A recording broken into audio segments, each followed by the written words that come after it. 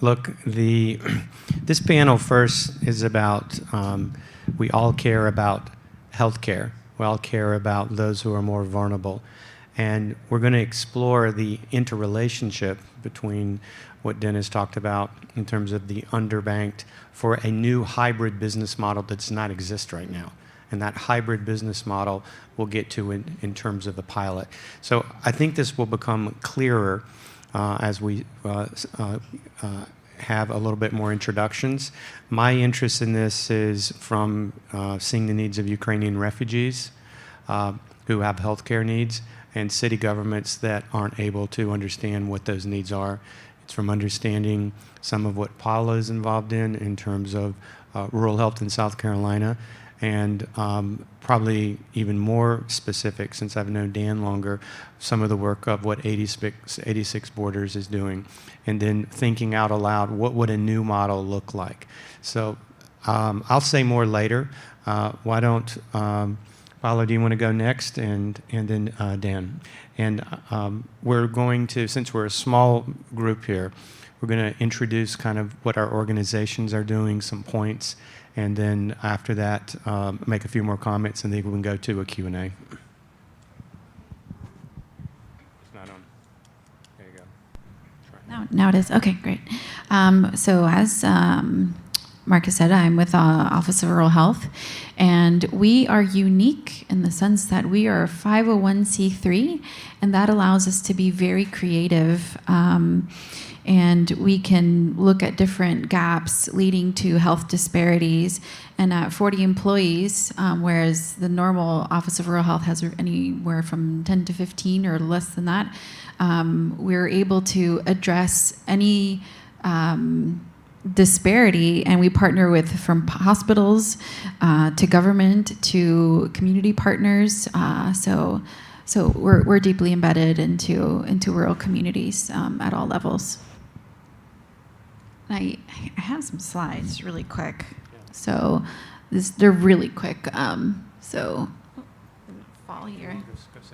There we go. I'll go back. This just shows where we are in the state, our different programs. And also, if you visit our website at score.net, you'll see more of the descriptions of the programs. And then here, it's a little bit about the digital economy ecosystem. We'll talk more about that. I just wanted to quickly show you that, and I'll refer to it as we need to in the future. And I'll let Dan talk to us about 86 Borders. Thank you, Paula. I appreciate the opportunity to be here. I came here not knowing very much about blockchain, cryptocurrency. I've learned a tremendous amount in the last 2 days, and I begin to see potential applications. We are a turnkey member engagement and activation solution. We aggregate data, we actionize that data to address medical and non-medical risk factors. We have focused our efforts on vulnerable, high-risk populations. I heard a comment in an earlier session that a tide raises all boats, and that's how we kind of look at the world.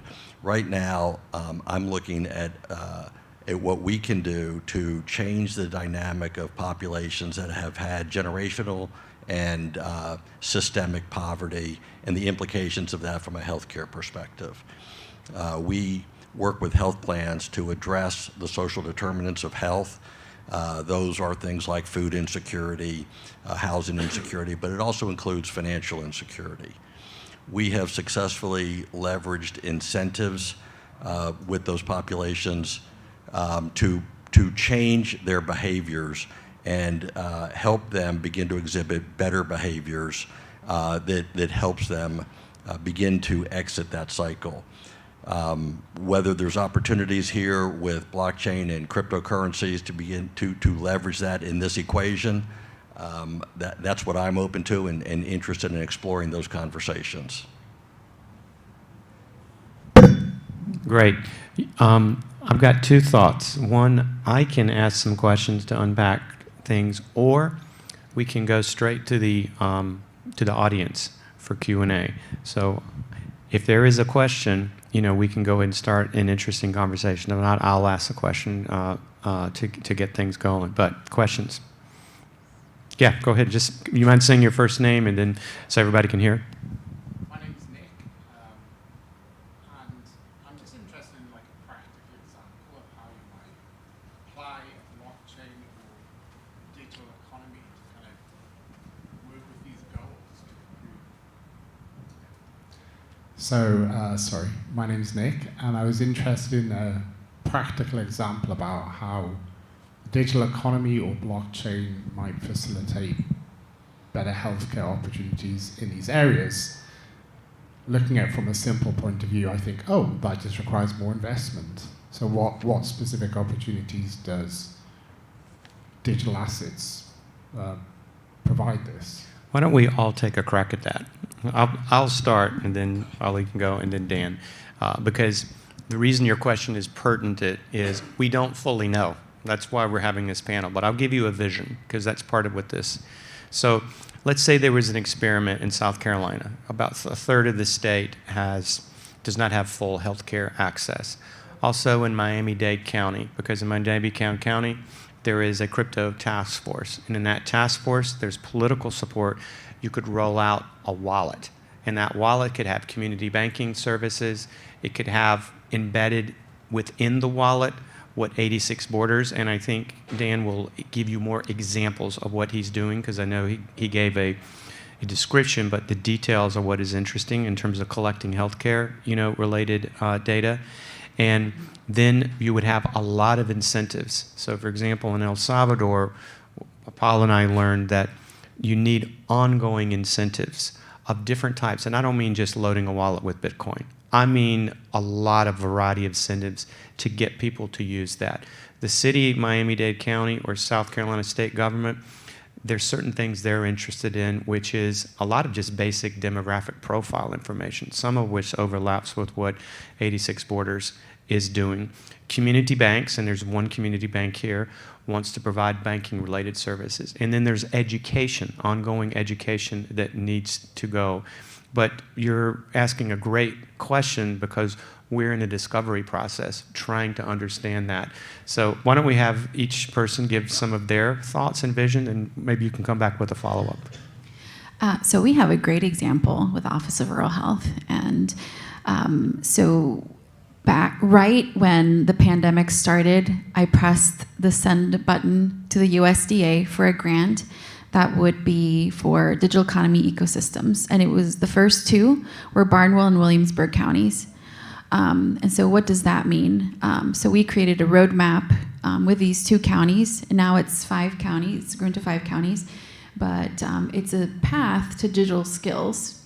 And this has, and it goes back to what we're talking about in the beginning, what is health? And health is opportunity. The opportunity to contribute and be part of and grow in the innovative space. So it's our 3rd year now with this same grant. And we also, as Office of Rural Health and in my specific role, looking at health-related opportunities and interpreting it into other sectors. And you have someone right behind you in red, that's Robert Matheson. So we received money from the CDC, so the CDC Health Equity Grant. And so our leadership team said, let's take a stab at this. What would you use the money for? And I said, I want $50,000 for 5 different projects of the digital economy ecosystems or anyone in rural.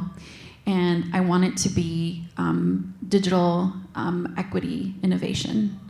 And so Robert, in the display that he has, what is it, Robert?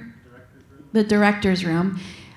He has NFTs displayed, and they are being displayed with projectors that were purchased with the CDC Health Equity money. So this is a perfect example of how the health intersects with technology and how professionals like us up here need to find a way to be creative for these grants and these opportunities to tie those together and give opportunities to rural communities. And Nick, before Dan goes, we didn't say this, everybody has a phone. This is all a phone-based wallet. So what 86 is doing is with phones. Dan? Okay, thanks. I think the possibilities are endless about what could happen. I think we're accelerating in that direction. In my mind, I believe that to change the trajectory of the members of the Medicaid population, that's really our primary market that health plans hire us for. It starts with solving the social determinants of health. Think of Maslow's hierarchy. But in addition to that, there's two additional ones: education and financial insecurity. So I don't see a barrier to entry for blockchain cryptocurrency other than education. Okay, so it starts by solving the problems that exist in those communities, whether it's food insecurity, transportation insecurity, you name it. If we can solve for those problems, then you begin to enable people to have a grasp on a life that can make a difference, and they can pursue education. What we see is that education can't be pursued because there's not enough money to put food on the table, and so the kids have to go to work to earn money to put food on the table, and they can't go to school. That's reality. So we have to change that dynamic. There is money out there to invest, to leverage cryptocurrency into incentives, as an example. Now, again, I don't think cryptocurrency is there yet because I don't think it's liquid enough yet to be an incentive, but it doesn't mean it can't be a component of an incentive. And to begin to spread this around in a way that we can educate a population of what it means to be an owner of a cryptocurrency or some type of digital asset, and begin to grow that and equalize the population. And that's kind of maybe I rambled a little bit, but I think the future possibilities are virtually limitless. You want to follow up? Yeah, and to come back to that, I can definitely see, talking pragmatically, the way I think about it, if there is a better solution for management of people's money or the opportunities to grow that money for these communities, I definitely get the digital wallet. I can definitely see that providing access to other key essential things such as healthcare, locational services. So yeah, I think I get a flavor of it, and just acknowledging that the macro picture is more wealth, better health, and so allowing people better access to financial opportunities to earn or to invest seems like a good idea. Great question. Other questions? Yes, Robert. Why don't you give Robert the mic? Yeah. Thank you. Hello, can you hear me? Robert, come and use this one. I don't know what's yours. I think I got shut off. Okay, we're back back to you. now. Okay, thanks, Mark. Yeah, I wanted to speak to something because Dan, when you use the terms like food insecurity or transportation insecurity, it just kind of triggered in my mind that we have a digital insecurity problem too, and a lot of people that of all age ranges, of all demographics, that there's a barrier there. And so you pointed out something that kind of blew my mind, which is anyone, this is a different conversation earlier in the week, but anyone that's under the poverty level can actually get a smartphone. So we have millions and millions of people that have that tool in their hands, but what's the barrier to getting the information they need, to getting the education they need to improve their digital literacy, right? Because if they improve their digital literacy, they're going to improve their financial literacy, especially with digital wallets, because it's just all integrated. So talk about that, Dan. Sure. No, that's actually a great question, because we don't make the decisions as to what behaviors we want exhibited. Our clients tell us what behaviors they want. Go to the doctor after you give birth, as an example. And so we may or eat a better diet if you're a diabetic. And so you're correct. 91% of all members of the Medicaid population, on average, own smartphones. They own them either because they purchased them or they can get them for free through the federal government, through the Lifeline program. And so that helps us because it is the primary mechanism of communication for members of the Medicaid world. Unfortunately, government agencies are bureaucratic and slow-moving, and most require that they communicate with their members via U.S. mail. So that's a difference. It kind of sets us apart right away because we're a bit more nimble than that. And I know it seems like a little thing, but it's unbelievable. But what we can do, and what we do now, is we can push documentation out to a member. It may be a PDF or a video or something like that. We can track how many times that attachment is opened, and we can reward them based on exhibiting behavior of opening that attachment, which theoretically means they viewed the video or they read the document, and we can reward them based on that behavior that they exhibited. I used the word behavior modification, and Mark said that's not a good phrase. I said, well, it is what it is, okay, among this group here. And I look at this, and again, I became acquainted with this population because of work we did. It was our first giving back initiative, and we were helping Meals on Wheels out and leveraging our platform, gave it to them for free. And I had an opportunity to ride along with their delivery personnel in San Francisco, not in the best areas of town, but it just opened up my eyes to the opportunities to begin to change the trajectory of entire segments of the population that kind of live underneath what people want to see every day. And so it's opening my eyes in the last 2 days to see what you call digital insecurity and how we might be able to address that along with the other things we're addressing on a daily basis to enable people to get to their health care needs and concerns. Next question. Yes, please. Dan, just, I think you touched on, my name's Craig Ratliff. The other volunteer organizations like Remote Area Medical, RAM, they operate kind of pop-up clinics throughout remote areas within the country.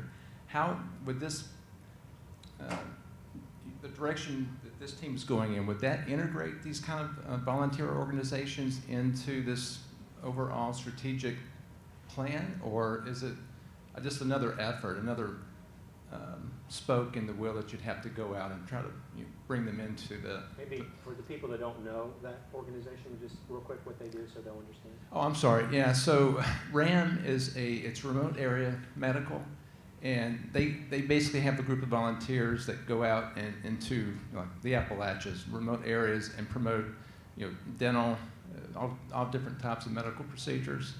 So it's strictly a volunteer organization that provides services for free. You basically have folks that line up for 24 hours just to get in to see that seek these services, and it's a great program. But it's another. You've got lots of other organizations that's doing this kind of work that probably be hard to bring into a bigger strategic, direction. It's an interesting thing, and you mentioned Appalachia, and what most people don't think about when they think of access to health care is that you may live in a part of the country that does not have health care close to you. And if you have a transportation insecurity, which means you don't own a car or you don't have enough money to pay for gas for your car to get to a doctor or a dentist, that is lack of access to health care. And so we see, I do a lot of work in the state of Tennessee. We see a lot of providers there that send mobile units out into the community for free, basically. That would be a component of what we would educate the members to do, that it's going to be in this area. Do they need rides to get to it? So we try to eliminate those social barriers. But it starts with engagement. If you can engage with a member, then you can identify what the barriers are, and you begin to satisfy and eliminate those barriers. Complicated. It's a complex process. So I'd love to add to that. So with transportation, I was recently at a CDOT conference, and they were talking about the managed mobility and some of the issues with that.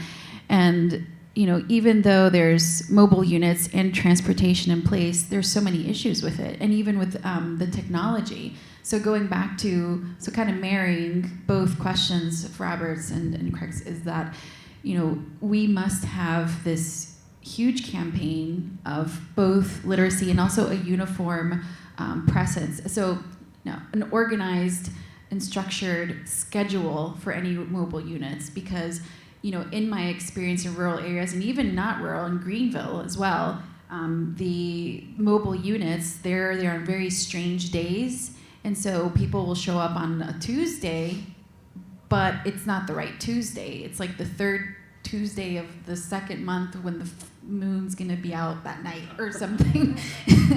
So, and it's just not fair. And so so maybe the secret sauce is having this organized campaign where all of these, whether it's Medicaid patients, I don't know, or those signed up for a mobile health unit to be part of this, and they receive the messages, and having that digital campaign where they know how to use their phone, because the Department of Transportation was saying that, yes, the clients receive the message that the bus or the van's there, but then they arrive late anyway.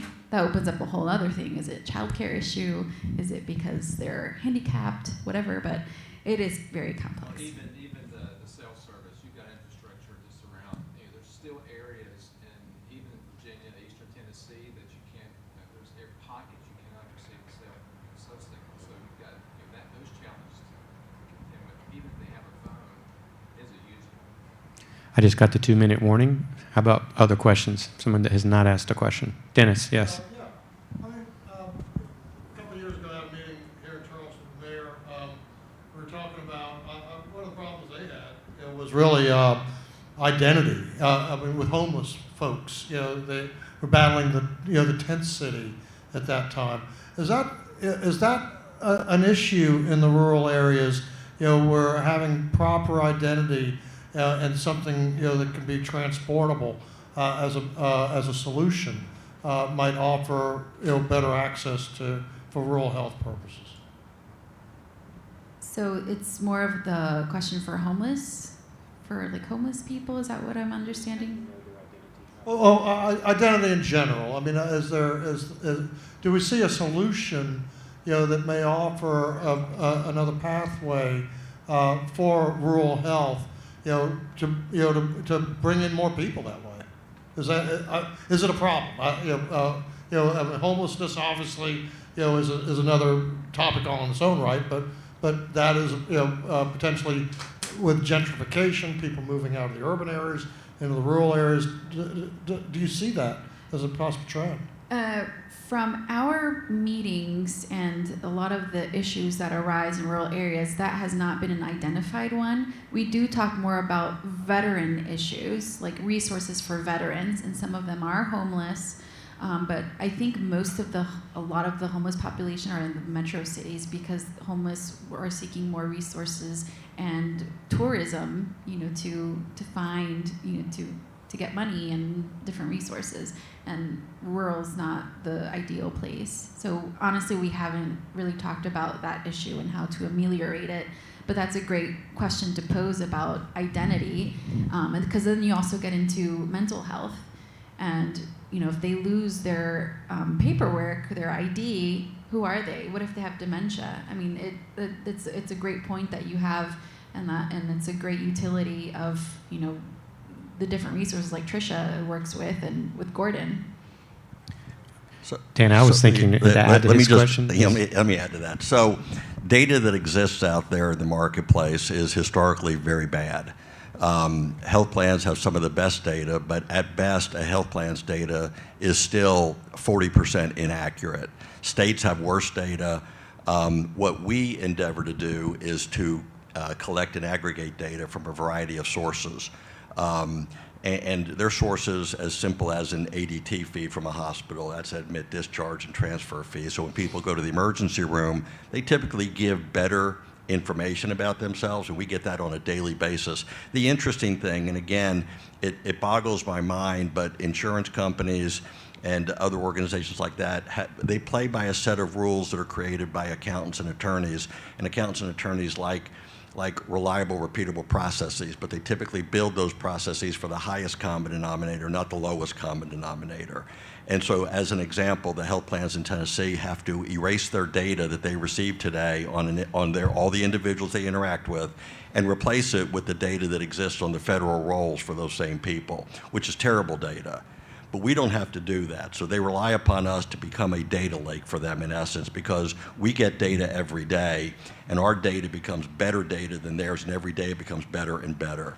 So it's the ability to leverage that data effectively, to make that data actionable, that we can begin to impact those populations. Let's give Dan and Paola a great hand for the panel today. Thank you.